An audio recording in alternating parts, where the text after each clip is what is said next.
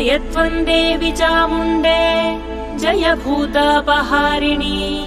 जय सर्वगते देवी कालरात्रि नमोऽस्तु ते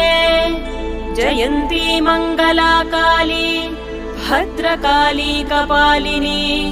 दुर्गा शिवा क्षमा धात्री स्वाहा स्वधा नमोऽस्तु ते मधुकैटभविध्वंसी विधातृवरदे नमः रूपं देहि जयं देहि यशो देहि द्विषो जहि महिषासुरनिर्नाशी भक्तानां सुखदे नमः रूपं देहि जयं देहि यशो देहि द्विषो जहि धूम्रनेत्रवधे देवी धर्मकामार्थदायिनी रूपं देहि जयं देहि यशो देहि